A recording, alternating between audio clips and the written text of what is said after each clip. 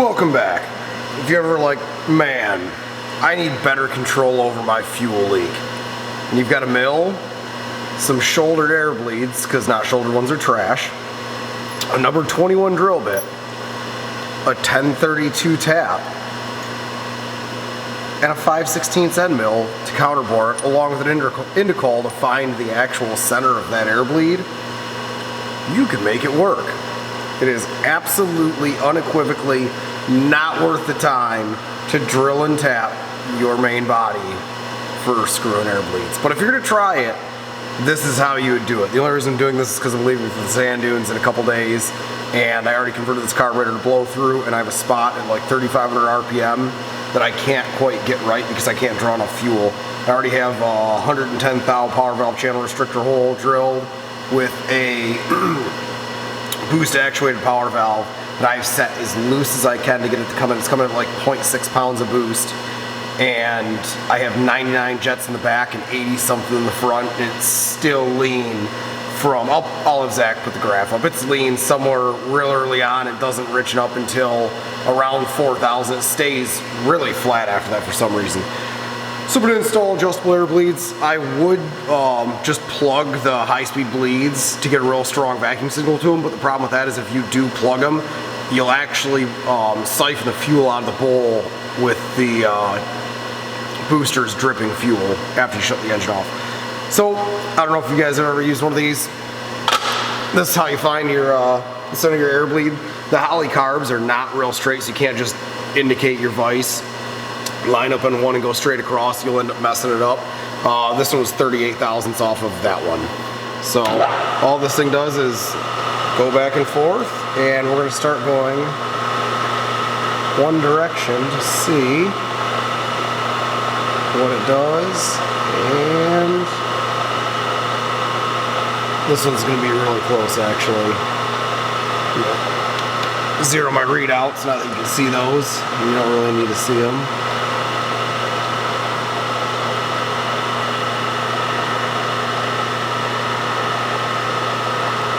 And that is plenty good for what we're doing. I don't know if it actually focused. No. There it is. All right, so all I'm doing is lining up on the factory air bleed. I shut the mill off, zero the readouts. This is stripped, don't mind that. We're gonna double check that because that might have been reading wrong. Oh, still good. All right, so we're lined up on that air bleed. We're gonna drill it to number 21, and I don't actually have a chamfer tool that'll fit once this is drilled. So I'm gonna go kinda out of order, and I'm not gonna chamfer these holes, but I'm going to line up on it, which I obviously already did. Take my indicol out. Take my 3/8 collet out, and there are gonna be some real unhappy people when they see, first of all, I crashed the shit out of that. We're still gonna use it. That wasn't a new thing. And we're also gonna use an end mill in the drill chuck because all we're doing is spot facing the air bleed hole for a shouldered air bleed.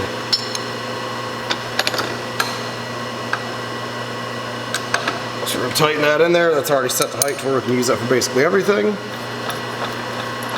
And these air bleeds are actually pretty long. If you've ever drilled one out, you'd know they're quite long and a little inconvenient. This is the easy side to do. This side is actually kind of a pain after you mill the choke horn off. Change gear in my mill. All right.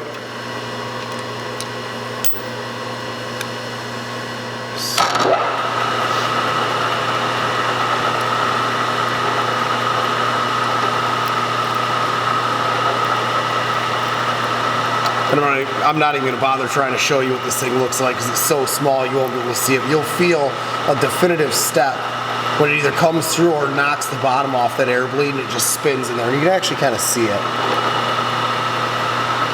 All right, we're pretty close. We'll try and blow it out with air and look at it.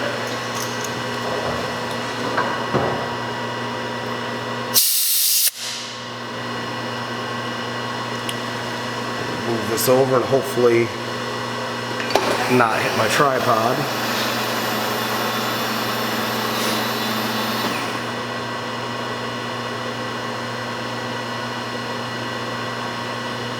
It's almost deep enough.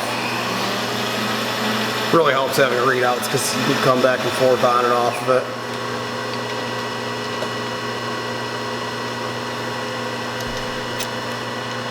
A little bit deeper.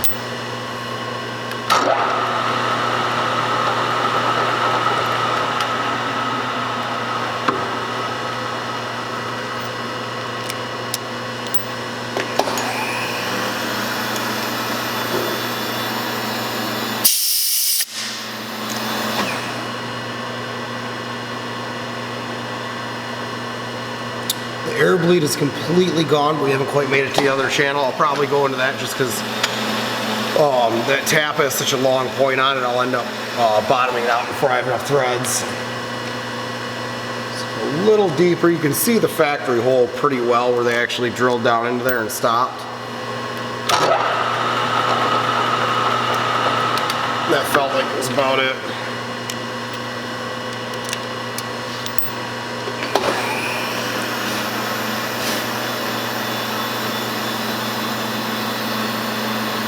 Yep, I think it was probably deep enough.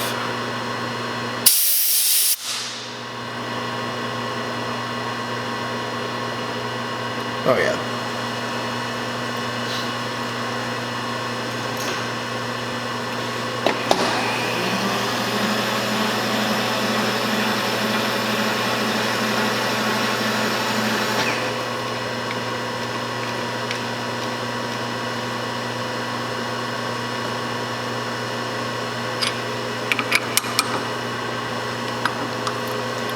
I'm gonna put this piece in. This is actually made by LFA Chucks. LFA, it's some French company. I got it at a trade show. And they're actually pretty cool on things like Holley carbs. Are really, really soft and easy to mess up. That just sits right in there and pilots it. So I'm gonna set that down in there.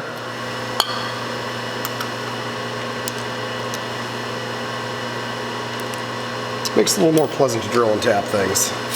Spray some lube on there, and I usually just run these down till it's nearly disengaged from the pilot. That's plenty of threads for these shoulder air bleeds.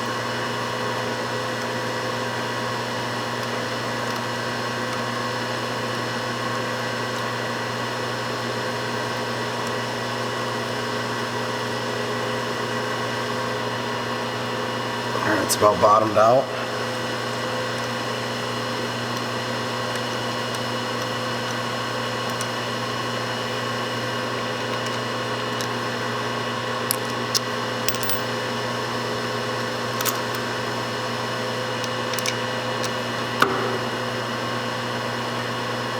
Try and take that out nicely.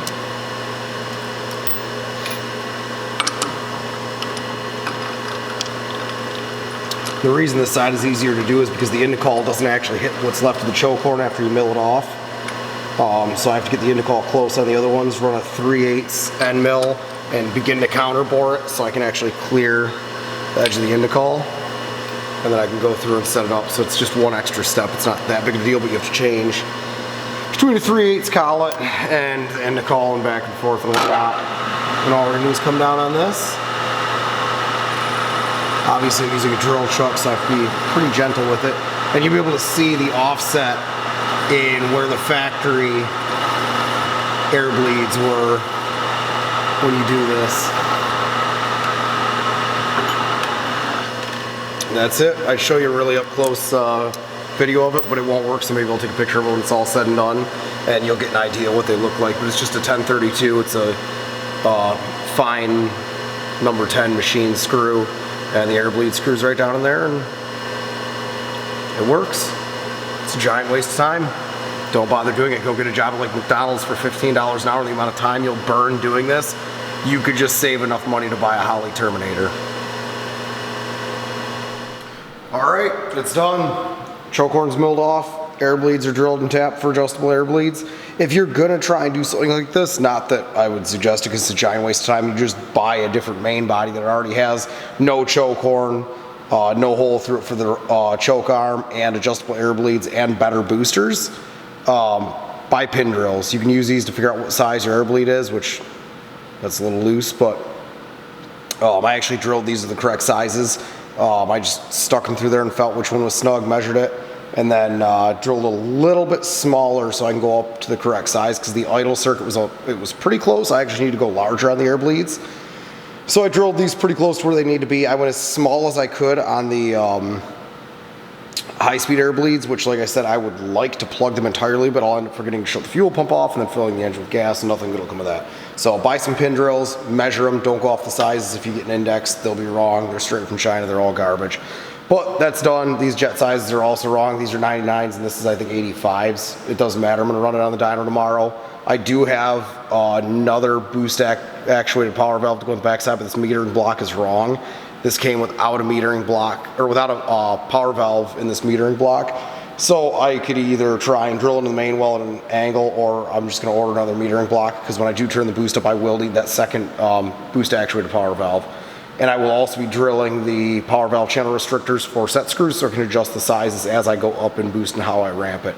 But we'll see how this works. I might have to plug these. I didn't think this combination was going to make as much power as it did, as fast as it did, and I'm really limited on air bleeds with this carburetor because I only have high speed and idle, and the spot I need really needs a mid-range air bleed, which I don't have.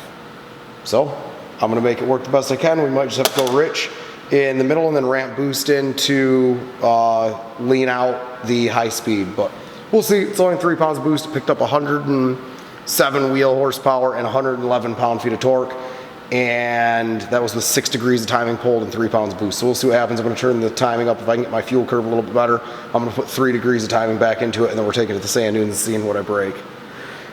But giant waste of time. Go get a job at McDonald's, save up, buy fuel injection. You'd have about the same amount of time into it.